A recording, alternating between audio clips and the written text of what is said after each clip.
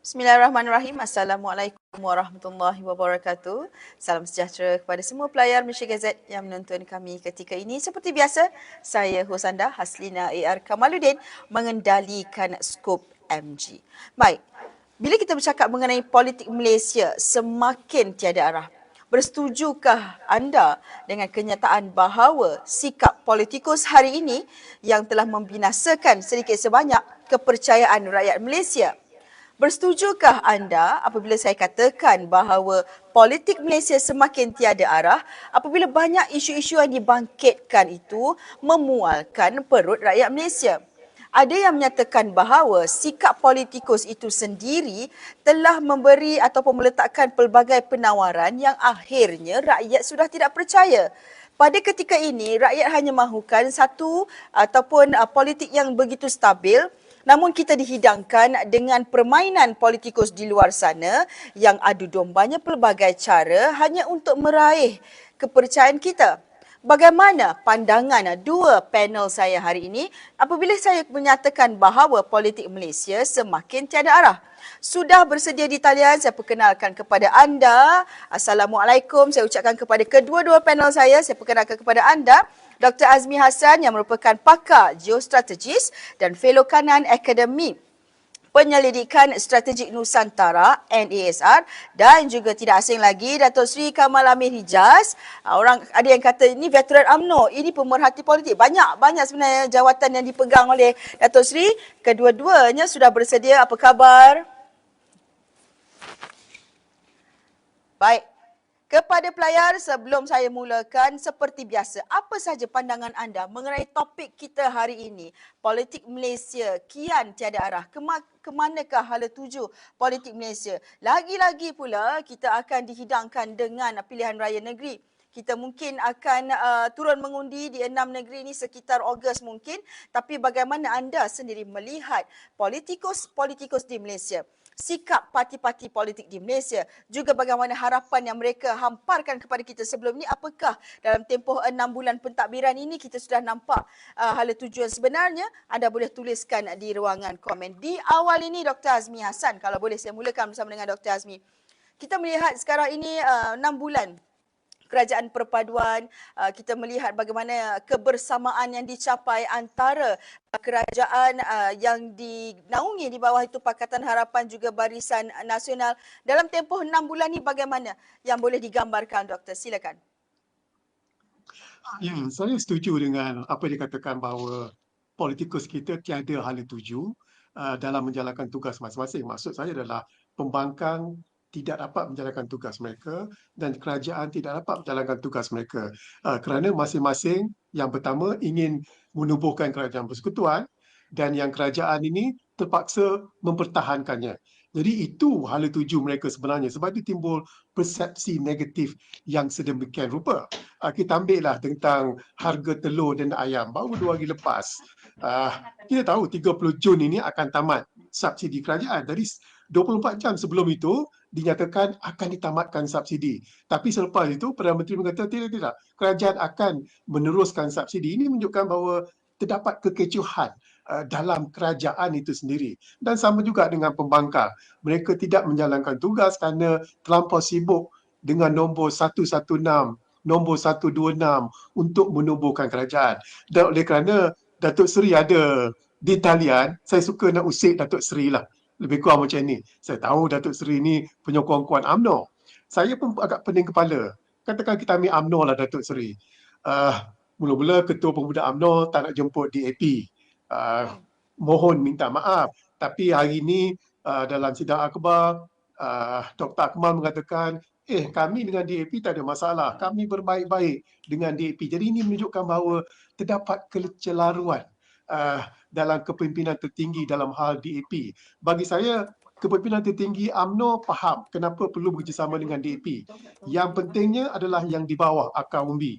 Jadi kalau isyarat yang diberikan oleh Ketua Pemuda itu, sekejap okey, sekejap tak okey, jadi ini yang menunjukkan tak ada hala tujunya kalau nak dikaitkan dengan tajuk itu, Puan Hasina.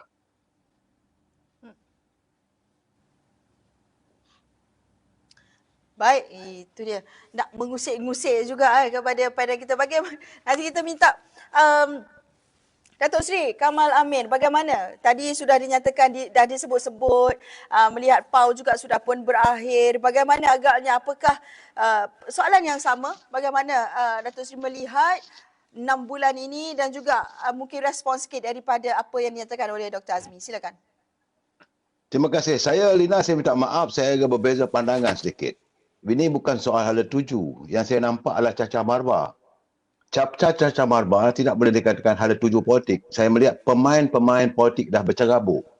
Kerana ada setengahnya diburu ketakutan bahawa kemungkinan mereka akan dibawa ke muka pengadilan atas kesilapan-kesilapan masa silam. Sementara kepimpinan yang ada hari ini sedang mencari arah ataupun melaksanakan usaha.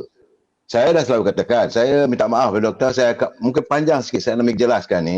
Apa yang dilakukan oleh Perdana Menteri hari ini adalah diumpamakan dia bukan masuk rumah baru, dia baru masuk rumah lama yang penuh dengan sampah sarap. Jadi sekarang ini masa untuk beliau membersihkan rumah.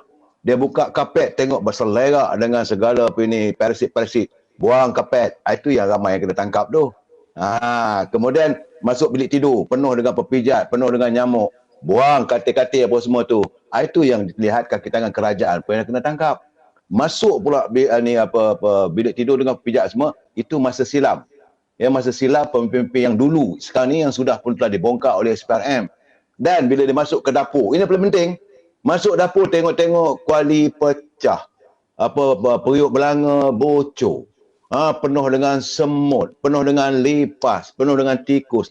Sekarang ni dalam tempoh 5-6 bulan ni, saya melihat dia sedang mencuci.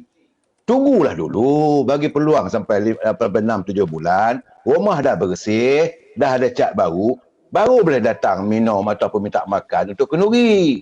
Sekarang ni tak boleh lah Lina, sabarlah dulu. Itu pandangan saya, doktor. Baik. Terima kasih Datuk Seri di atas pandangan awal ni. Kita melihat bagaimana sabar itu penting. Tetapi kalau kita melihat juga sikap-sikap politikus ini, bila nak kata sabar, masa jadi pembangkang, kesemuanya tidak mustahil dilakukan. Kesemuanya ada formula, kesemuanya sudah pun ada di minda. Orang kata duduk saja di pentadbiran tu sudah boleh dilunaskan apa yang dinyatakan kepada rakyat sebelum ni hingga rakyat percaya 100% doktor. Tetapi bila sudah duduk di kerusi pentadbiran, begitu sukar untuk melaksanakan, kerana itu kadang-kadang saya katakan rakyat mual dengan apa yang dijanjikan sikap-sikap politikus ini. Komen, Doktor. Ya, betul. Saya lah. Duduk di kerusi, komen, kritik aja. Itu memang mudah. Untuk melaksanakan itu adalah satu memang payah. Okeylah kita sebut sebab apa Sina ni yang sebut formula-formula. Kalau dalam konteks politik Malaysia, formula itu berkait dengan Yang Berhormat Rafizi Ramli. Memang betul, semasa menjadi pembangkang, beliau ada banyak formula untuk menyelesaikan satu masalah yang dihadapi oleh kerajaan pada masa itu.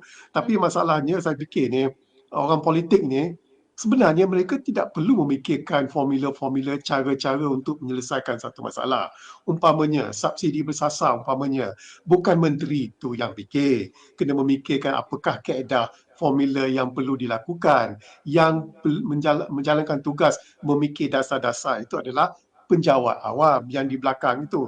Dalam kementerian bermula dari KSU hinggalah ke SUB yang paling bawah sekali, mereka yang memikirkan. Cuma orang politik memberi hala tuju apa yang mereka mahu. Macam Datuk Seri Anwar kata, saya mahu satu formula dikatakan subsidi bersasar mesti dibuat dalam masa 2 minggu. Tapi sehingga hari ini tak ada lagi. Sebab itu perkara yang sukar dilakukan. Dan betul kata Datuk Seri tadi bahawa kita perlu memberikan masa. Tapi masa itu adalah amat singkat. Kenapa? Pilihan raya negeri. Dan saya menjangkakan pilihan raya negeri itu adalah referendum. Referendum kepada kerajaan perpaduan. Katakanlah satu negeri Pakatan Harapan tumbang, katakan salah satunya tumbang, Selangor katakanlah, itu boleh ditafsirkan rakyat tidak bersetuju dengan kerajaan perpaduan. Jadi itu pentingnya dikatakan pilihan raya negeri ini, masa yang ada 5-6 bulan itu memang singkat untuk membuktikan kekuatan kerajaan perpaduan. Tapi hakikatnya adalah pilihan raya negeri tidak dapat dielakkan. Hujung Julai, awal Ogos mungkin dilakukan. Jadi sebab itu dikatakan kerajaan berkuasa, menteri-menteri itu jangan tembak diri sendirilah. Tapi kalau kita lihat banyak berlaku tembakan sesama sendiri, Puan Serina. Baik, tembakan sesama sendiri itu mungkin secara khususnya yang berlaku terhadap beberapa pemimpin dari UMNO itu sendiri. Datuk Seri, kita melihat UMNO ini duduk di dalam kerusi pembangkang pun bising juga, duduk dalam kerajaan pun bising juga. Ada yang kata barulah jadi check and balance, jadi pembangkang check and balance, jadi kerajaan pun check and balance kepada kepimpinan yang berada di dalam struktur pentadbiran. Kita melihat juga UMNO ini antara, walaupun kita kata selalu dengar UMNO ini parti keramat, tetapi mungkin zaman itu telah berakhir kerana kedudukan UMNO sekarang ni kita kembali kepada apa yang telah berlaku. 2 CDPRU kalah dan juga paling menyedihkan dengan 30 kerusi saja. BN menang 26 di tangan UMNO, tetapi bagaimana UMNO ni dilihat masih lagi, ada yang menyatakan masih berlagak, masih eksklusif dan tidak mahu seolah-olah berubah demi rakyat. Lina, doktor, maafkan saya kalau suara saya keras sikit bila menyentuh soal UMNO. UMNO itu rumah. Pemain politik tu yang silap. Dan memang UMNO, budaya UMNO sentiasa mengkritik. Kita tidak akan berdiam diri, pemimpin-pemimpinnya dimestikan untuk bercakap, bukan check and balance. Kalau dalam UMNO dulu, saya dah cakap berapa kali dah saya katakan. Kalau pemimpin UMNO, kalau menteri UMNO itu sendiri berbuat silap, dia datang Pertuan Agong, dia balun setengah mati. Apatah lagi kalau parti yang berbeza. Kita pernah berbalah dengan parti MCA dalam isu Timbalan Presiden dengan Lee Kim Sai. Kita pernah berbalah dengan MIC dalam isu Mica Holding. Artinya UMNO akan segar dengan kritikan-kritikan yang tidak selalu dilihat sebagai tikam kaki sendiri ataupun tembak kaki sendiri. Satu. Yang kedua, rumah UMNO tidak boleh sunyi. Kalau dia sunyi, maka negara kita kucak-kacir. Dia tak boleh. Dan saya dah bercakap, saya ingat dah 5-6 bulan dulu saya bercakap, Dr. Azmi. Kalau you ingat lagi, if you can recall, saya punya kenyataan. Datuk Seri Anwar Ibrahim yang akan masuk ke anjung kuasa di Serdana, dia tidak mempunyai tongkat sakti. Hari ini buat, besok jadi. Tidak. Ekonomi mesti ditangani satu persatu. Dan ia mencakupi soal dunia luar. Dan kena ingat juga, Anwar Ibrahim mewakili ataupun inherit ataupun mewarisi hutang 1.5 trilion. Ini bukan cakap bohong. So, macam mana kita nak buat dalam keadaan kita sakit, tenat, mahu kita berlari 100 meter dalam tempoh 95 second. Dengan demam begini tentulah dia mampu berlari cuma dalam 12-15. Itu pelariannya, itu diumpamakan. Tetapi dalam keadaan sekarang ini, apabila kita menegur, tidak boleh dilihat sebagai tembak kaki sendiri. Dan pemain-pemain media sosial seronok mewujudkan sensasi. Jadi orang kata jangan tembak kaki sendiri. Sebenarnya tak boleh, tak ada begitu. Dan saya juga bersetuju, ada juga kadang-kadang pandangan-pandangan, khususnya pandangan Ketua Pergerakan Pemuda UMNO yang baru. Dia baru masuk gelanggang sebenarnya. Dia bukan dah seasoned politician. Tiba-tiba memegang jawatan begitu besar sebagai Ketua Pergerakan Pemuda. Bukan calang-calang, bukan kaling-kaling punya position. Jadi, bila dia bercakap, yang dasar dia itu kadang-kadang, dia dasar pemuda itu, dia tak digest. Tetapi jangan lupa, dia dah berpesan. Sebelum Perhimpunan Agung Pemuda, dia kata, kalau boleh kali ini kami nak bercakap adik-beradik. Jadi apa dia nak cakap pun dia dalam konteks dalam bilik itu biarlah mereka bercakap adik-beradik, tetapi di pick up oleh media. Kerana Ketua Pergerakan Pemuda teralpa bahawa beliau menjadi fokus. Kerana pemuda dari dulu lagi, zaman saya lagi. Bila saja pemuda bersuara, itulah suara yang mewakili generasi akan datang. So saya melihat kadang begitu. Berbalik soal ekonomi. Memanglah saya bersetuju, bukan saya tak bersetuju. Mereka dulu bercakap sebagai pembangkang. Dr. Azmi memang senang. Apa ada masalah? Bukan ada modal. Gigi dengan lidah saja.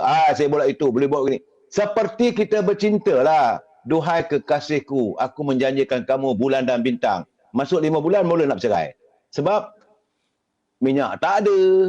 Ikan pula mampu beli ikan gelama saja. Sedangkan waktu bercinta kita cari maliga dan sebagainya. Begitulah keadaan dari segi politik kalau kita nak jadikan itu imbangannya. Pandangan saya doktor, saya minta maaf doktor, mungkin saya tergelincir sedikit daripada perspektif ataupun pemikiran doktor. Bagi saya politik memerlukan waktu untuk tangani. Kerana Datuk Seri Anwar Ibrahim 25 tahun berada di luar kerajaan. Rafizi tak pernah pun berada dalam kerajaan. Ya, UMNO sudah 2 kali tumbang dalam keadaan sakit. Inilah yang kita cuba menjalinkan dalam satu ukhuwah perpaduan, sebuah gabungan perpaduan yang sedang menjalin satu. Nak jalin tikar pun 3 hari 3 malam, Lina. Ini kan pula nak menjalin ekonomi negara. Doktor, up to you. Baik, kita juga melihat sebelum kita sambung kepada Dr. Azmi, kita melihat ada komen di sini yang menyatakan bahawa sekarang ni kalau nak belajar dekat universiti pun tak ada maknanya, keluar tak ada kerja, hutang dah tunggu. Banyak masalah-masalah rakyat yang membelenggu mereka ini, Doktor. Kita melihat politikus di luar sana sibuk mengejarkan pangkat, mengejarkan jawatan, mengejarkan poket sendiri. Ini juga saya ambil komen daripada pelayar kita. Saya bacakan sebelum saya nak minta respon daripada Dr. Azmi. Namanya Azman Hamid. Politik retorik kita berdepan rakyat. Politik yang berasaskan sogokan kuasa, wang, perlindungan, jawatan dan darjat. Politik yang bersenjatakan agama dan bangsa. Politik yang menewaskan musuh melalui persepsi, fitnah dan karakter assassination. Komen, Doktor. Saya setuju dengan persepsi negatif itu. Terutama sekali bermula selepas Sheraton move. Yang mana nampak ketaksupan orang politik itu untuk menubuhkan kerajaan. Sehingga kan ketika pandemik pun mereka masih berbalah.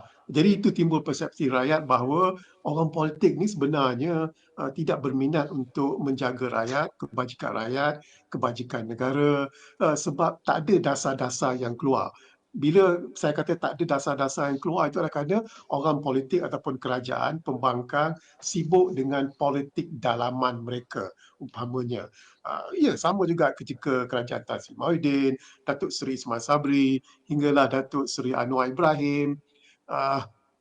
Sepak terajang dalaman itu yang dikatakan terpaksa diberi perhatian yang besar, 80 perhatiannya untuk membentuk dasar-dasar tidak banyak dikeluarkan. Jadi sebab itu timbul persepsi negatif dan paling menyedihkan bila pelayar mengatakan tak guna masuk universiti kerana selepas itu banyak hutang, tak ada kerja. Jadi ini bila dah sampai ke peringkat itu amat berbahaya sekali kerana keyakinan terhadap pengajian tinggi ataupun pengetahuan itu tidak dilihat sebagai amat penting lagi. Jadi itu dikatakan amat menyedihkan sekali tindak tanduk orang politik itu berebut kuasa, nak jadi menteri, nak jadi kerajaan, dibaca agak berlainan oleh rakyat yang dikatakan memberi satu tindakan negatif. Dan berbalik pada Datuk Seri mengatakan bahawa tembak diri sendiri itu, saya bagi contoh. Kenapa saya katakan tembak diri sendiri itu? Selepas Bank Negara menaikkan kadar OPR, ramai yang dikatakan tidak bersetuju kenapa kenaikan itu perlu dilakukan. Governor telah memberikan penerangan, tetapi penerangan itu saya sendiri pun tak dapat nak tangkap, tak dapat memahaminya kerana bahasanya, justifikasinya terlampau tinggi. Sepatutnya dia disambut oleh menteri-menteri, memberitahu kenapa OPR itu dinaikkan. Dan paling, kenapa saya kata tembak kaki sendiri adalah wanita UMNO telah mengeluarkan kenyataan meminta jaminan daripada Gubernur Bank Negara supaya masa hadapan tidak lagi dinaikkan kadar OPR. Itu saya kata tembak diri sendiri itu. Kenapa? Dasar monetary adalah Bank Negara. Datuk Seri Anwar kata dia tak nak campur tangan dan sepatutnya tak campur tangan. Kerajaan hanya melakukan dasar fiskal. Jadi ini yang maksud saya adalah tembak diri sendiri itu yang dikatakan menyusahkan diri dalam kerajaan. Puan Hasina. Mungkin Datuk Seri ada respon juga mengenai apa yang pelayar kita katakan tadi. Kesemuanya ini bersifat retorik, politik ini lebih kepada fitnah dan persepsi dan sebagainya. Mungkin Datuk Seri ada pandangan tersendiri. Dari dulu saya dah katakan, kalau orang politik ni banyak bercakap soal retorik saja, akhirnya tidak ada penghasilan. Dia perlu ditangani, mentadbir negara, ya, seperti bagi mentadbir rumah tangga. Kalau retorik rumah tangga, contohnya, berjanji dengan mak mentua, saya akan bagi rumah besar, saya bagi ni apa semua. Mak mentua tunggu bila tak datang, bila tak ada rumah, mula mak mentua tanya, mana yang kau janjikan? Itu retorika yang saya maksudkan. Ya, kalau kata tembak, bukan tembak kaki, bukan tembak sendiri, doktor. Kalau tembak sendiri itu bunuh diri. Bagi saya, tembak kaki sendiri. Lah tu nampak gayanya. Sorry doktor, bukan I don't correct you. Maybe you punya terminologi itu lain maksudnya. Saya melihat contoh, kita bagi contoh OPR. Ya, kita bagi contoh harga barang. Apakah salah kalau wanita menyuarakan? Sebab kita melihat dari sisi perspektif, kesan OPR ini tentulah bank-bank akan menaikkan dia punya kadar interest. Jadi ini memberi kesan kepada rumah tangga. Ketua Pergerakan Wanita menerima respon daripada ahlinya. Datuk Sri, tolonglah suarakan. Suami saya nak bayar duit rumah sekarang ni sewa dulu 700, sekarang naiklah 900. Dulu api 400, sekarang 700. Ini semua pasal OPR lah. Jadi apakah beliau ada membuat kajian tentang OPR? Ini di sini juga. Saya melihat setiap parti politik mesti ada satu unit yang membuat kajian khususnya dalam bidang ekonomi. Kesan dan juga bagaimana untuk mengatasi. Sebab saya yakin kebanyakan parti-parti politik dia tidak mewujudkan satu badan khas, satu bidang khas. Macam dulu-dululah kita mewujudkan badan ulama. Itu untuk mengkaji soal-soal agama supaya tidak ada berlaku persisian faham dari segi agama. Tetapi soal ekonomi ni saya yakin tidak ada, bukan institusi, tapi ada satu cabang yang terlihat dia di kalangan pakar-pakar ekonomi. Mereka harus memberi input atau memberi pandangan kepada pimpinan. Ini perlu ditangani. Jadi pemimpin-pemimpin apabila mereka melontarkan pandangan itu tidaklah sekadar pandangan kosong. Ini ikut sedap mulut. Dia apa ada masalahnya pun. Saya rasa, saya yakin. Contoh, Parti UMNO, Parti Keadilan yang kini berada di anjung kuasa di Seri Perdana.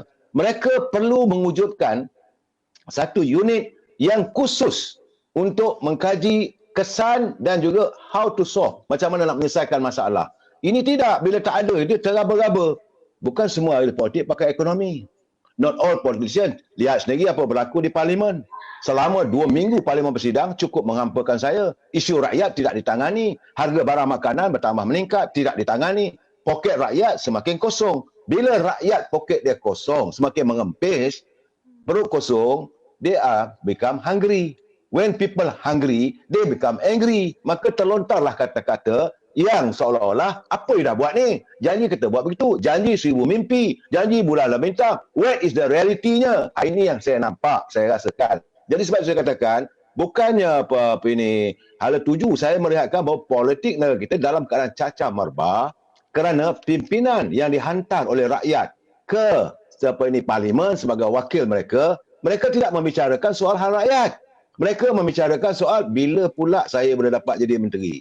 Kalau dapat jadi menteri, boleh kaut sebanyak mungkin untuk aku dan kroni aku. Ini budaya ini. Tapi saya lihat sekarang ni, dalam pimpinan UMNO, mungkin ini Tuhan bagi rahmat juga ada lihat. Tuhan bagi tahu UMNO dengan 26 kursi ahli parlimen kamu, make sure you sedang melakukan islah dalam kepimpinan, maka make sure tiap-tiap calon yang you nak kirimkan nanti, sama ada Dewan Negeri ataupun Dewan Parlimen, dia rally, mereka sebenar-benarnya sebagai wakil rakyat yang menyuarakan hati nurani rakyat dan mesti ada kajian. Doktor, what do you say you? Sebelum saya nak pergi kepada Dr. Azmi, kita berbalik kepada soalan yang sebelum ini. Sebelum itu, Datuk Sri ada katakan UMNO ini satu parti yang terbuka, yang boleh mengkritik dan sebagainya. Itu sudah menjadi amalan sejak dulu lagi. Namun kita melihat bagaimana tindakan pemecatan kepada mereka yang bersuara lebih sedikit, penggantungan yang lebih sedikit yang diletakkan, itu juga antara dilihat sebagai UMNO ini tak boleh ditegur. UMNO ini tak boleh orang lebih sikit daripada Presiden. UMNO ini tak boleh lebih itu dan ini. Komen sedikit saja, Datuk Sri. Dia bukan soalnya tak boleh menegur, tindak tanduk mereka. Bukan soal kerana kritik Presiden, maka Presiden ambil tindakan. Tidak. Tindak tanduk mereka. Engkau jadi wakil rakyat, calon bertanding dekat Parlimen, kamu maki hamun UMNO. UMNO parti sakit, UMNO begini. Sedangkan kawan-kawan lain sedang bertukuh lumu untuk menang. Bila kamu tak dapat jadi ahli parlimen, kamu menaja orang untuk bertanding calon bebas. Jadi artinya kamu melakukan tindakan yang khianat pada parti. Apa berlaku? Saya tak mau sebut nama-nama lah. Kita wujudkan muafakat nasional. Kamu menghancurkan bila kamu mengundang ular berbisa masuk dalam kelambu. Jadi ini tindakan-tindakan ini dikaji sebab UMNO dia ada biro disiplinnya. Bukan kerana mengkritik Presiden. Apa tak kena pada Presiden? Ponorogo macam-macam. Dia orang balon Presiden. Presiden tenang, tak ada masalah. Bukan artinya mengkritik ini, mengkritik untuk membina tidak ada masalah. Tetapi memaki hamun itulah tindakan yang perlu dikenakan tindakan. Dan tindakan UMNO selalunya pertama sekali memberi amaran. You sudah pun mula dah nak sampai ke garisan ni, to the line back. Itu tapi kebebasan bersuara dan UMNO saya sama malam saya kritik juga presiden. Tak pernah pun presiden marah dekat saya. Cuma kadang-kadang dia kata, wow, panas juga dada saya bila dengar you kritik saya. Saya kata, presiden, tak ada you berapa ekar luasnya.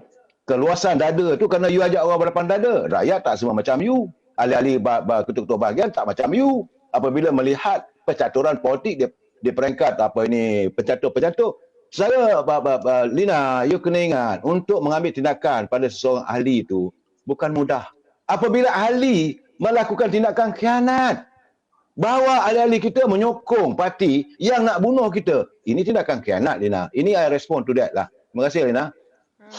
Baik. Dr. Azmi, tadi Datuk Seri ada menyebut mengenai bagaimana sikap ahli-ahli politik ataupun IBYB, ahli parlimen di parlimen tidak membahaskan isu-isu rakyat yang seharusnya dijadikan Dewan Yang Mulia itu membahaskan isu-isu rakyat. Kita melihat juga banyak kali kita lihat kenyataan-kenyataan daripada pembangkang Perikatan Nasional, PAS dan juga Bersatu, balik-balik isu-isu yang melibatkan parti politik, UMNO, PH dan sebagainya. Apakah pandangan Dr. Azmi melihat tingkah Perikatan Nasional, tingkah pembangkang hari ini dalam tempoh 6 bulan? Apakah mereka ini masih berpolitik dan tidak serius terhadap rakyat? Ya, betul tu. Dalam parlimen yang baru sekarang ni, memang kualiti dari segi perdebatan, tajuk yang diperbahaskan tidak menjurus kepada kepentingan rakyat. Bukan saja daripada pihak pembangkang tapi juga daripada pihak kerajaan. Sama saja. Kerana mereka masih bertelingkah dengan isu-isu lama. Itu yang dikatakan menarik perhatian orang-orang politik ini. Tapi menariknya terdapat desas-desus ya, bahawa mungkin selepas pilihan raya negeri, kalau Pakatan Harapan menang besar, kemungkinan rombakan kabinet itu akan dilakukan. Memang tidak dapat dinafikan bahawa setengah kementerian, setengah menteri yang pada ketika ini langsung tidak berfungsi. Sedangkan mereka memegang jawatan yang penting. Tapi bagaikan tidak berfungsi. Kalau berfungsi pun, saya nak petik kata Datuk Seri itu cacah merbau. Macam tak tahu apa yang mereka nak lakukan. Kita faham, bila penubuhan kerajaan perpaduan itu adalah 19 entiti, banyaknya parti itu dan Datuk Seri Anwar terpaksa memuaskan hati ke semua 19 entiti ini. Jadi sebab itu dikatakan bahawa ada satu dua menteri itu perlu ditukar. Ini mungkin masalahnya. Sebab itu kita lihat dalam perdebatan kerajaan, perdebatan dalam parlimen baru-baru ini sekarang ini tidak nampak dikatakan dasar-dasar yang menjurus membantu rakyat. Dan itu persepsi negatif yang timbul. Kita bincang mula-mula tadi bahawa orang politik hanya mementingkan agenda politik mereka. Bukan agenda rakyat, bukan agenda negara. Malah isu kos sara hidup pun mereka tak boleh bincangkan kerana mereka tak ada strategi. Bagaikan buntu dalam ketika ini. Jadi itu yang dikatakan rakyat merasa kecewa dengan apa yang ada. Bukan saja pembangkang tetapi juga kecewa terhadap kerajaan.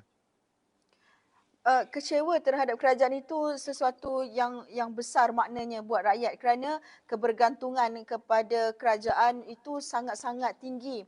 Lagi-lagi sekarang ini dengan musim ataupun cuaca yang tidak menentu kan, ada kalanya anak-anak demam dan sebagainya, duit lagi diperlukan, tetapi apa yang kita dihidangkan oleh mereka ini tidak lain tidak bukan momokkan untuk pilihan raya negeri. Doktor, sebelum saya beralih kepada Datuk Seri Kamal Amir, bagaimana pandangan doktor sendiri, Dewan Rakyat dijadikan sebagai medan untuk berpolitik, untuk membawa isu-isu yang lebih orang kata menarik perhatian PRN untuk 6 negeri ini?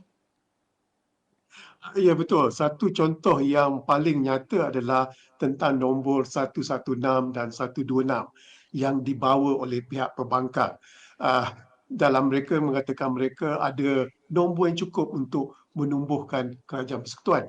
Itu yang dibisingkan dalam persidangan parlimen, dan bila pembangkang mengatakan sedemikian, kerajaan terpaksa membalasnya terpaksa mempertahankan. Jadi sebab itu isu-isu pokok itu tidak dibincangkan. Kerana isu penubuhan kerajaan itu yang dikatakan menarik perhatian orang politik. Ini isu retorik. Kenapa pembangkang mengatakan demikian adalah untuk pilihan negeri. Untuk memberi tafsiran bahawa kerajaan perpaduan tidak stabil dan pembangkang Perikatan Nasional boleh menubuhkan kerajaan. Jadi itu yang dikatakan bahawa banyak isu-isu yang dibawa dalam persidangan parlimen lebih menjurus kepada kepentingan kempen sejata untuk meraih manfaat politik demi kepentingan pilihan raya negeri. Jadi sebab itu timbul persepsi bahawa pembangkang pun sama, kerajaan pun sama, tidak menghiraukan sangat tentang perit hidupnya yang sedang dilalui oleh rakyat pada ketika ini, Puan Hasina. Baik, Datuk Seri Kamal Amir, kita melihat begitulah justifikasi bagaimana rakyat menilai, melihat sendiri apa yang dilakukan oleh kerajaan buat ketika ini, walaupun ada tadi Datuk Seri nyatakan kena tunggu sedikit-sedikit buat ni, tetapi ialah kita dalam keadaan sekarang ni perlu ada keputusan yang cepat dan tepat. Dan juga saya nak bertanya mengenai proklamasi orang Melayu. Kita melihat bagaimana agaknya sebelum kita pergi proklamasi, saya nak minta respon sedikit mengenai apa yang terjadi dalam PAU. Memandangkan Datuk Seri pasti ada di Perhimpunan Agung UMNO melihat bagaimana komen-komen yang berlaku. Contoh saya berikan bagaimana Ketua Pemuda UMNO menyatakan DAP perlu minta maaf. Kemudian disahut oleh Presiden Parti Datuk Seri Dr. Ahmad Zahid Hamidi, kata tidak perlu diceritakan lagi, dibuka lagi cerita itu kerana sudah move on. Dan bagaimana tindakan susulan daripada Timbalan Presiden UMNO iaitu Datuk Seri Muhammad Hassan menyatakan bersetuju dengan apa yang dinyatakan oleh Pemuda UMNO. Dalam UMNO sendiri cacah marba, belum kita masuk proklamasi orang Melayu, belum kita masuk isu-isu rakyat, apa dah berlaku? Sedikit penjelasan mungkin Datuk Seri. Dia bukan cacah marba, saya katakan. Penghayatan tadi sebagai Ketua Pemuda yang baru, dia tidak dapat menghayati kesan. Dalam politik ni kena dilihat juga kesan. Apa sahaja tindakan itu ada kesannya. Sedangkan Datuk Seri Presiden melihat kita sudah baru-baru membentuk. Kita baru kahwin, tiba-tiba cerita dulu, cerita lama-lama. Untuk apa diungkit-ungkit? Itu maksudnya. Tapi bagaimanapun, kita tidak boleh mengatakan pandangan itu tak salah. Tetapi tak payahlah bercakap. Begitu saja maksudnya. Tapi anak muda, nama saja anak muda. Dan saya suka menyantuni apa yang unjuran yang dinyatakan oleh Dr. Azmi di Parlimen. Memang dua minggu berturut-turut saya diburu kekecewaan yang tak amat sangat. Dan 2 kali usul dibawa di mana dilakukan undi belah bagi. Yang akhirnya terbukti bahawa apa yang mereka cuba lakukan kalah. Jadi tetapi mereka masih lagi mahu mewujudkan suasana yang sebegini. Saya melihat mungkinlah ini bukan tuduhan, doktor. Correct me if I'm wrong. Doktor, tolong perbetulkan saya kalau saya punya analisa ataupun andaian saya ini salah. Apa yang mereka lakukan adalah suatu pengkhianatan untuk melakukan sabotaj terhadap ekonomi. Di saat pelabur dari luar sedang berusaha untuk melabur dalam negara kita ini, diwujudkan persepsi yang seburuknya. Kerajaan akan tumbang. Kami dah ada 115. Kami ada 126. Kami bulan Ogos kerajaan akan tumbang.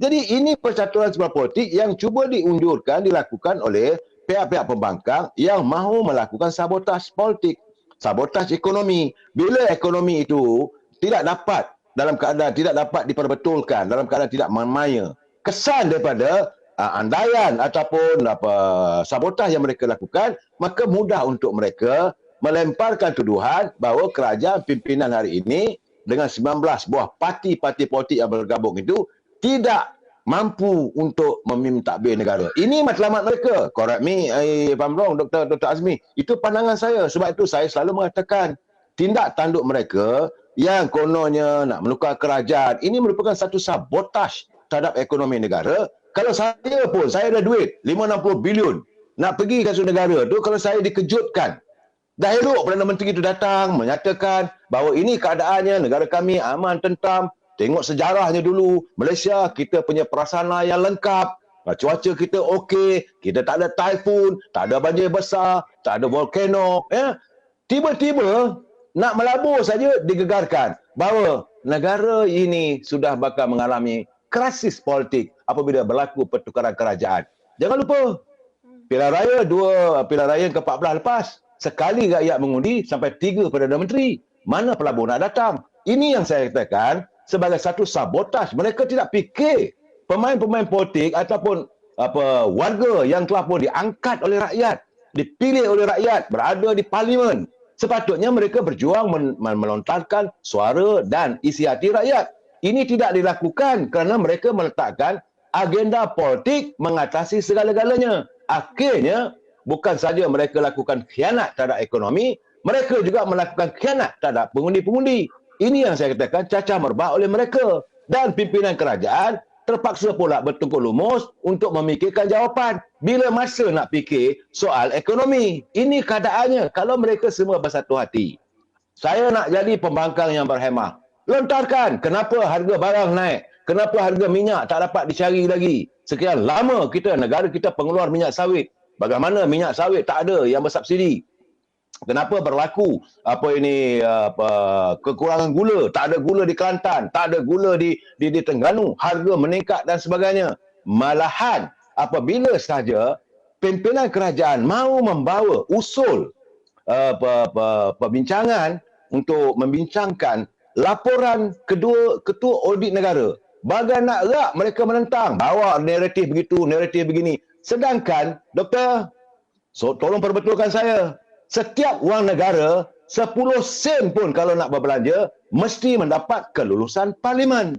Kerana apa yang tercatat dalam laporan audit itu adalah perbelanjaan yang dibuat waktu zaman waktu keadaan negara berada dalam keadaan darurat yang tidak dibawa ke parlimen untuk kelulusan. Ini yang mereka rasa gelisah. Jadi akhirnya dicipta naratif lain menjadikan suasana sebegini. Pimpinan kerajaan pula bergelut untuk menjawab. Tapi yang menderitanya rakyat, Lina. Saya katakan bahawa pimpinan mereka ini zalim terhadap rakyat yang memberi undi kepada mereka. Sebelum mereka dipilih sebagai wakil rakyat, pilihlah daku. Calonlah saya sebagai wakil rakyat. Kalau saya jadi wakil rakyat, saya akan berjuang untuk rakyat. Ini minta maaf, Doktor. Saya rasa kurang sesuai. Tapi saya terpaksa lontarkan juga. Nama rakyat, nama bangsa dilacurkan untuk menggapai kuasa politik. Ini yang buat saya marah. Terima kasih, Doktor. Silakan. Mungkin Doktor ada respon sedikit mengenai apa yang dinyatakan oleh Dato' Sri tadi, agak lantang di situ, agak melepaskan perasaannya. Silakan, Dr. Azmi. Ya, saya setuju dengan apa dikatakan sabotaj ekonomi itu. Tak patut untuk menggambarkan kerajaan itu tak stabil, kerana bila pelabur melihat ianya dikatakan tidak yakin dengan kerajaan, kan pernah berlaku pada 2020 dengan Sheraton Move itu. Malah juga saya nak katakan bahawa sabotaj ekonomi ini lebih bahaya daripada apa yang dikatakan sabotaj perlembagaan yang dikatakan dibuat oleh Menteri Besar Kedah itu. Dan memang betul, rakyat memerhatikan di mana pembangkang tidak menjalankan tugas mereka, kerajaan pun sukar untuk menjalankan tugas mereka bila ada serangan-serangan bahawa kerajaan akan tumbang. Kerana faktor utamanya adalah, sekali lagi saya katakan, UMNO. UMNO walaupun ada 26 kursi, campur 4 Barisan Nasional, tapi mereka adalah kingmaker di sini. Dengan label kingmaker itu sepatutnya UMNO boleh dikatakan menjadi tunjang kerajaan untuk Pakatan Harapan, dan juga kalau Perikatan Nasional tubuh kerajaan, mereka memerlukan UMNO juga. Bukan 10-15 UMNO tapi keseluruhan 30 Barisan Nasional itu. Jadi bagi saya, ini adalah peluang terbaik bagi UMNO untuk menunjukkan kekuatan mereka dengan pengalaman 6 dekad mentadbir negara sebelum ini. Walaupun orang-orang berlainan, tapi UMNO lah mentadbir negara sebagai kerajaan persekutuan, boleh mempamerkan mereka ini dikatakan mempunyai kemampuan walaupun dengan 30 kursi saja, dan itu yang mahu dilihat oleh rakyat. Tapi masalahnya Puan Haslinah dengan Datuk Seri adalah pembangkang tidak menjalankan tugas mereka. Mereka membuat serangan-serangan. Jadi ini yang menjadi masalah kerajaan, dan termasuk UMNO juga yang terpaksa membalas serangan-serangan tersebut. Ya, Lina, sekejap Lina. Saya nak cakap. Apa yang Dr. cakap itulah realitinya. Apabila UMNO menyuarakan, Ini yang tadi, bila kita menyuarakan keadaan begitu, kita dianggap sebagai tembak kaki sendiri. Sedangkan UMNO memberi pandangan dan kritikan. Jadi doktor, you answer to that question. Doktor, minta maaf, sir. Saya melihat benda begitulah. Ya, tu Karina. Baik, itu antaranya jugalah bagaimana kita melihat apa yang berlaku dalam politik semasa hari ini, tidak lebih tidak kurang kepada parti semata-mata dapat jadi pemerintah. Mungkin ada sesuatu, kalau nak buat tambah baik, kita rakyat suka. Tetapi sebaliknya yang berlaku. Kita juga, saya nak berbalik kepada proklamasi orang Melayu, Dr. Azmi. Kita melihat bagaimana pertemuan siri pertemuan dengan Tun Dr. Mahathir yang dilakukan beberapa kepimpinan juga dilihat tidak disenangi beberapa pihak, khususnya kalau kita melihat DAP cukup tak suka dan takut dengan proklamasi orang Melayu. Ini dinyatakan Timbalan Pengerusi DAP Pulau Pinang Dr. P. Ramasamy yang menyifatkan proklamasi itu hanya bersifat propaganda politik untuk raih sokongan orang Melayu. Dan juga bagaimana kita melihat pengarah komunikasi Amanah sendiri, Khalid Abdul Samad, yang menyatakan bahawa jelas sekali pertemuan di antara Tan Sri Hadi dan juga Tun Dr. Mahathir itu hanya mahu menjatuhkan kerajaan. Kalau kita melihat proklamasi orang Melayu ini pandangan Dr. Azmi sendiri, apakah ini sebenarnya memang satu orang kata NGO yang nak menjatuhkan kerajaan sekarang ini, ataupun bagaimana yang boleh merosakkan pemikiran kita semua? Silakan doktor. Ya, betul tu. Mana siapa sangka Datuk Tan Sri Hadi boleh bekerjasama dengan Tun Dr. Mahathir, dan besar kemungkinan Tun Dr. Mahathir akan menerima Tan Sri Mahyudin.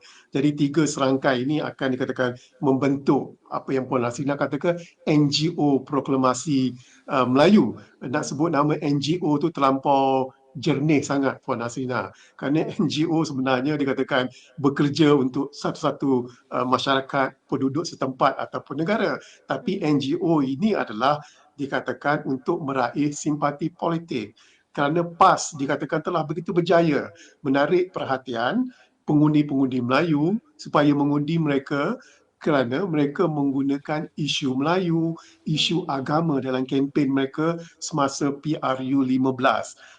Jadi Tun Dr. Mahathir, Tan Sri Hadi sanggup bekerjasama, dan besar kemungkinan juga Tan Sri Mahyudin, kerana itu adalah seperti saya katakan dalam PRN akan datang, kingmakernya sekali lagi adalah pengundi Melayu.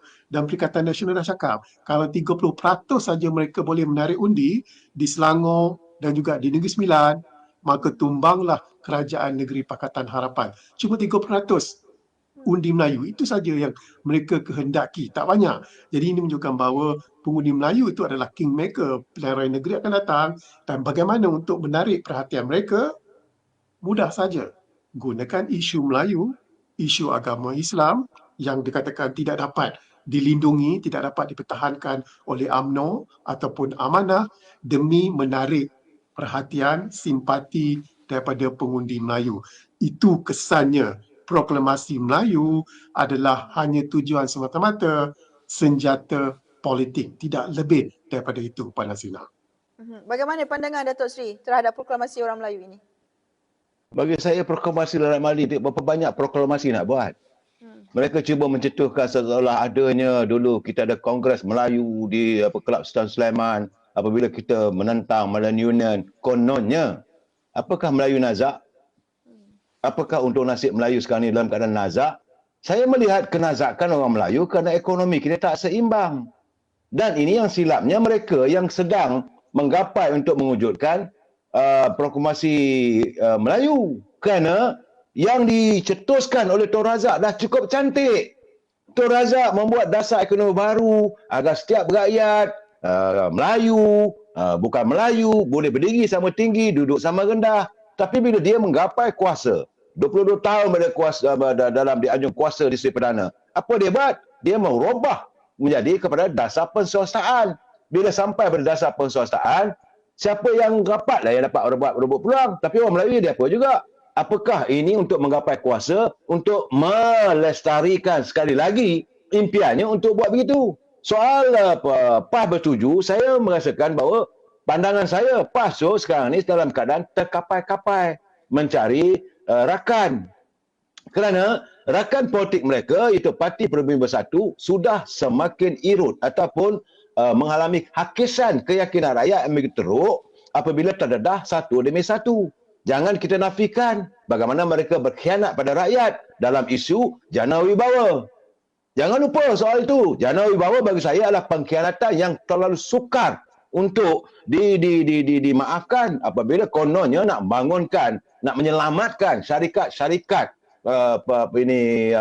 construction, syarikat-syarikat Bumi Putra Melayu. Akhirnya siapa yang dapat? Sila lihat laporan dalam Suruhanjaya Pencegahan Rasuah, dan segala perkara ini akan dibicarakan di mahkamah. Jadi pas dalam keadaan tercari-cari begini, orang kata bila you dalam kelemasan, maka lalu seurat lalang pun you akan cuba gapai. Kali ini dia terlupa. Dia sudah tergapai dalam arus sungai itu, minta maaf, arus najis, apabila warga PAS terkejut bila Haji Hadi bercakap ataupun bersama-sama dengan Dr. Mahathir. Kerana warga PAS masih tidak lupa tentang apa yang dilontarkan, tuduhan dan sebagainya. Itu soal tuduhan, itu retorik politik. Tetapi jangan lupa, warga Memali, 14 keluarga mereka, 14 keluarga Memali yang akhirnya disifatkan sebagai mati katak. Saya sedih. Ini keadaannya sebenarnya saya. Jadi cakap proklamasi apa benda ni? Sepatutnya santuni rakyat. Jangan duk fikir nak menggapai kuasa bulan pilihan raya lagi. Kerana saya melihat pilihan raya di negeri-negeri, saya yakin kali ini pasukan Pakatan Harapan semakin kukuh.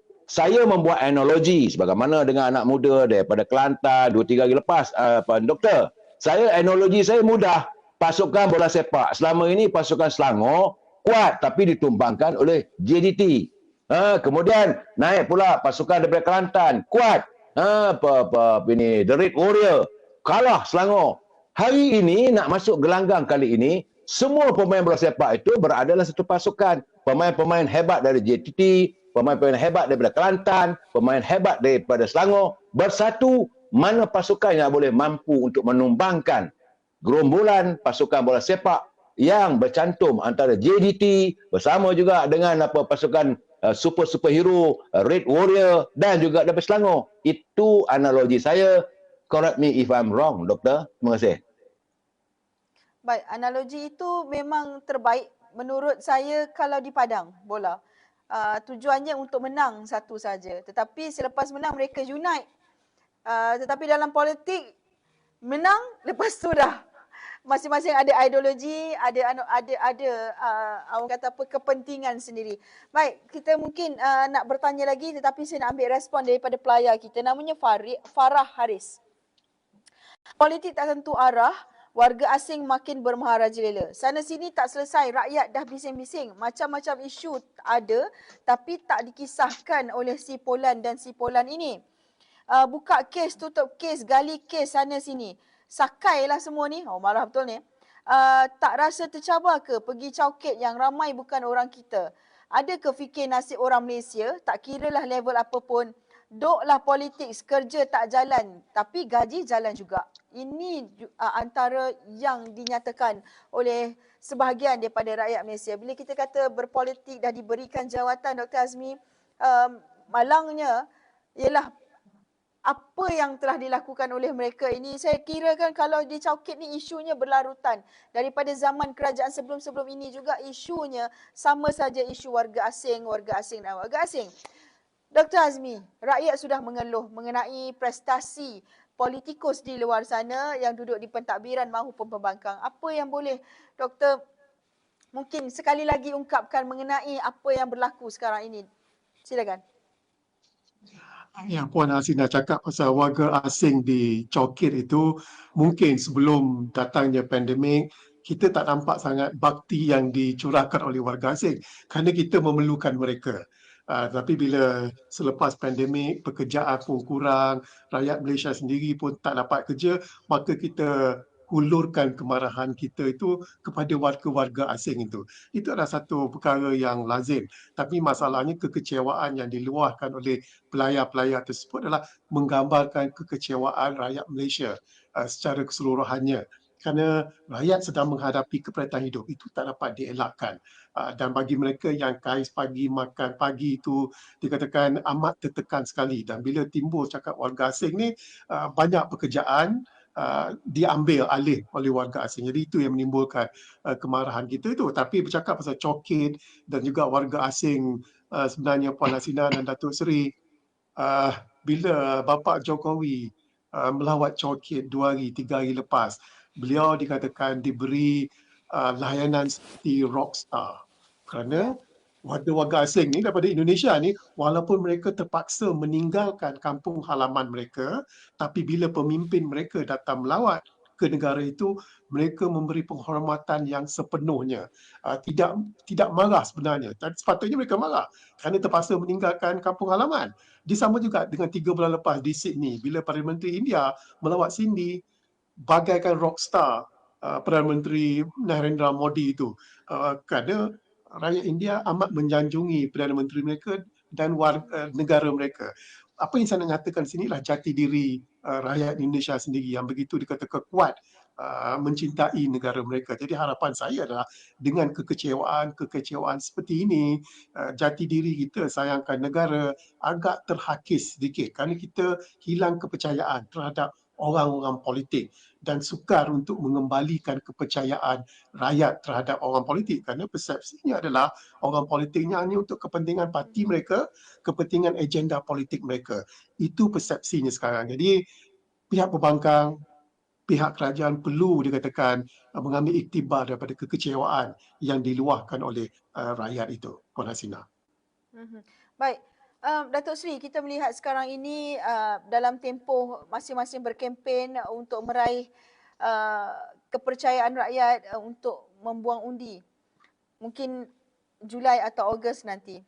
Dari sudut UMNO sendiri, ramai yang sekarang ni tengah bash juga Datuk Seri di ruangan komen ini menyatakan Jana Wibawa ni masih lagi belum terbukti bersalah. Apa cerita dengan LCS? Nanti kita minta Datuk Seri cakaplah ya. Tapi mereka menyatakan bahawa UMNO sebenarnya sudah tidak mampu lagi untuk menarik kepercayaan rakyat kerana apa yang telah dilakukan sebelum ini. Kita tidak mahu menyingkap apa kesilapan, namun untuk kehadapan ini bagaimana Datuk Seri melihat prestasi parti-parti politik hari ini untuk memastikan tiada lagi keluhan-keluhan rakyat khususnya untuk PRN nanti. Silakan. Terima kasih Lina akan mengutarakan persoalan ini. Terus terang saya katakan UMNO sedang mengalami ataupun melaksanakan islah dalam kepimpinan. Cuma pilihan raya yang ke-15 yang lalu kita tidak mampu untuk menandingi Zaid Ahmadi sentrik.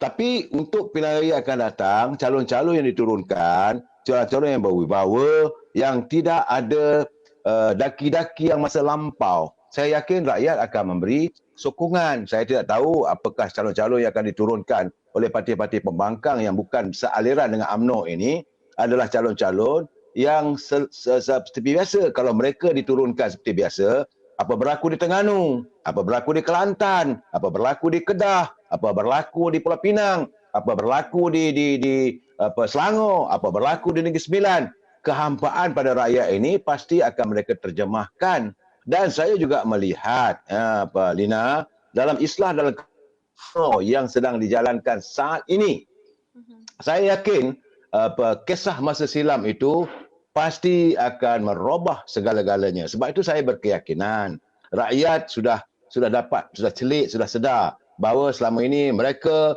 disajikan dengan ungkapan kata-kata penuh retorik, dengan ungkapan fitnah dan sebagainya. Saya tidak mahu menyebut sebagai fitnah, dan itu saja Lina. Tetapi macam mana Lina cakap tadi, bahawa bagaimana tentang Jana Wibawa masih belum dibuktikan. Setuju. Tidak ada masalah bagi saya setuju. Tapi mereka harus sikap adil. Kalau Jana Wibawa anda mengatakan belum dibuktikan, Presiden UMNO juga belum dibuktikan bersalah. Malahan ada mahkamah yang telah pun memutuskan beliau tak bersalah. Kita bila bercakap soal politik ni mesti adil. Jangan kita kata orang ni bersalah. Oh, yang kena dengan aku tak boleh. Kerana sana boleh. Ini saya rasa tak adil. Jana Wibawa sedang dalam dibicarakan, sama-sama kita tunggu. Pembicaraan Presiden UMNO juga sedang dibicarakan, sama-sama kita tunggu. Tetapi apa agenda parti itu untuk rakyat? Itu yang paling penting. Saya dah bercakap berkali-kali, saya katakan, kita mesti ada keadilan dalam berpolitik. Jangan kita termakan ataupun kita menjanjikan janji 1000 mimpi tetapi rakyat dibiarkan tergontang-ganting. Ini keadaannya saya rasa dalam menghadapi suasana pilihan raya mendatang ini. Saya yakin dalam bulan Ogos lah. Sebab Dewan Negeri mungkin dibubarkan antara 25-26 Jun ini, maka SPR akan mengambil masa dalam sebulan untuk menyiapkan persiapan untuk pilihan raya. Mungkin Ogos. Tapi saya yakinlah Ogos kali ini rakyat akan membuat penentuan mereka. Sebab rakyat sudah semakin bosan dengan pemimpin yang menjanjikan janji 1000 mimpi tetapi mereka tidak di bumi nyata. Dan kali ini saya mengharapkan agar rakyat dengan kesedaran itu laksanakanlah tugas dan tanggungjawab anda sebenarnya. Jangan fikirkan soal wang ringgit, jangan fikirkan soal imbuhan. Fikirkanlah masa depan negara yang memerlukan kestabilan politik yang hakiki, Lina. Baik, kita di penghujung siaran, kita mahukan apakah mungkin konklusi. Bila kita kata politik Malaysia makin tiada arah, Dr. Azmi mungkin ada satu cadangan, ada satu naratif yang baru agar politik kembali ke landasan, politik rakyat ini diutamakan. Mungkin ada cadangan daripada Dr. Azmi, silakan. Ya, Puan Hasina, paling penting adalah menteri ataupun calon dalam pilihan raya negeri akan datang itu berwibawa. Tahu apa yang dilakukan, yang tidak dilakukan, dan paling penting Puan Hasina adalah dapat berfikiran jangka masa panjang. Very foresighted. Saya nak timbulkan pasal pemuda sekali lagi. Saya tahu Datuk Seri akan marah lepas ni. Bila pemuda dan kumpulannya semalam berdemonstrasi di depan Kedutaan Amerika Syarikat, kononnya untuk membantah Jocelyn Chia dan mahu Amerika Syarikat mengambil tindakan, saya pun terfikir, untuk apa? Tindakan apa? Memang betul lah Jocelyn Chia itu sudah menjadi warga negara Amerika Syarikat. Tapi di Amerika ni meremeh-remehkan seseorang, individu ataupun negara adalah perkara biasa. Kita lihat late night show dia saja. Presidennya sentiasa dipermainkan, diperlekehkan. Jadi sebab itu saya fikirkan apa pemuda mahu sebenarnya bila mereka berdemonstrasi? Apa objektifnya? Kerana Amerika Syarikat tidak akan melakukan sesuatu. Walaupun memorandum diberi kepada Brian McFetter, Duta Besar Amerika Syarikat. Dan juga satu perkara lagi, bila Ketua Pemuda mahukan DAP meminta maaf, saya rasa lagi bagus bila dinyatakan depan-depan. Tapi DAP, wakil DAP tak ada masa tu, pemuda DAP umpamanya dalam Dewan Merdeka. Jadi itu dikatakan orang politik perlu berfikiran kritis dan berpandangan jauh dalam hal ini. Barulah rakyat boleh menaruh kepercayaan bahawa orang politik bila memegang jawatan, kepentingan negara dan rakyat itu diutamakan, bukan kepentingan parti mereka ataupun agenda politik mereka. Puan Hasina. Baik, bagaimana juga penutup daripada Datuk Seri Kamal mengenai politik Malaysia? Mungkinkah ada pandangan berbeza daripada Dr. Azmi? Silakan. Ada pandangan Dr. Azmi itu yang saya setuju, bukan saya tak setuju. Kalau benda itu kita lihat tak betul, kita kata tak betul lah. Kita sebagai penganalisa politik, kita rasakan tak betul lah. Kalau betul, betul lah. Tetapi secara overallnya, takkanlah itu akan merubah landscape politiknya. Yang kita lihat sekarang ni, landscape politik negara perlu berubah daripada negatif ke arah positif. Landscape ekonomi negara juga perlu berubah daripada negatif ke arah positif. Dan kita melihat contoh, saya katakan, bukan kerajaan hari ini tidak mau menangani kehidupan rakyat. Bila buka sekolah, tiap-tiap anak pelajar kita, anak-anak murid, dapat RM150. Ini membantu. Kalau dalam sebuah keluarga itu ada 6 orang, di situ aja ada bantuan kerajaan sejumlah RM900. Jangan kita lihat yang kecil, saudara. Kita fikir RM900 kita. Tetapi ini melibatkan belanja begitu besar di saat negara tenat. Kena terima, negara tenat dengan hutang yang ditinggalkan oleh mereka. Dan lagi, saya rasa rakyat sudah faham. Mereka yang menggapai kuasa sekarang ni, semua dah berkuasa di peringkat negeri. Pimpinan Lestari, Dr. Mahathir, anak dia telah jadi Menteri Besar. Apa jadi pada rakyat Kedah? Di Terengganu, Tan Sri Adi Awang pernah jadi Menteri Besar. Apa jadi? Tan Sri Muhyiddin, apa jadi pada negeri Johor? UMNO sendiri pun ada lagi sedang menangani dan sudah pun hilang kuasa. Dan saya yakin benda-benda ini, semua perkara ini sedang ditangani oleh pimpinan UMNO untuk melakukan islah dalam kepimpinan. Dan saya merasakan the most important, kita tidak mahu lagi mempermainkan, mempersendakan rakyat. Apabila sampai lepas saja musim pilihan raya, maka kita mengatakan manifesto itu bukan kitab suci. Negara perlu berubah untuk lebih bergerak maju ke hadapan. Negara perlu mengharapkan hadirnya pemimpin yang ikhlas untuk rakyat. Mereka tidak lagi boleh dilihat memikirkan soal diri mereka. Kerana hari ini orang sudah melihat parti-parti politik itu sahaja hanya sekadar rumah. Saya selalu katakan rumah tak salah, yang salah adalah pemain-pemainnya. Dalam UMNO sekarang ni, kita sudah pun melakukan islah, ramai pimpinan-pimpinan, ada yang kita singkirkan, ada yang kita ketepikan. Dan masa depan UMNO ini saya melihat dengan barisan pemimpin yang baru ini, insya-Allah adalah sesuatu kejutan yang akan dilakukan oleh rakyat. Kita diburu oleh waktu. Wabillahi taufiq wal hidayah. Assalamualaikum warahmatullahi taala wabarakatuh. Terima kasih Lina. Waalaikumsalam. Belum sempat saya bagi salam, Datuk Seri bagi salam. Terima kasih juga kepada kedua-dua panel saya malam ini, Dr. Azmi Hassan, pakar geostrategis dan juga fellow kanan Akademi Penyelidikan Strategik Nusantara NNSR, dan juga Datuk Seri Kamal Amin Hijaz, pemerhati politik, veteran UMNO juga sudah menjawab persoalan mengenai politik Malaysia makin tiada arah. Kita melihat bagaimana konklusi yang sangat baik yang boleh kita jadikan sebagai satu indikator kepada kerajaan. Ramai juga pemimpin-pemimpin yang PM saya di tepi ni menyatakan program ini sangat baik. Kedua-duanya diambil kira pandangan panel-panel. Terima kasih. Diharapkan ia menjadi sebagai jambatan kepada sistem pentadbiran negara yang dinaungi oleh mereka-mereka yang berada dalam parti politik. Kita harapkan skop MG bukan sekadar bercakap kosong. Ada yang katakan sampai mana skop MG ini boleh pergi. Nah, di sinilah buktinya apabila kepimpinan memberikan respon yang terbaik buat kita, menjadikan skop MG antara yang dinanti-nantikan siarannya. Terima kasih juga kepada pelayar yang sudi memberikan respon kepada kami.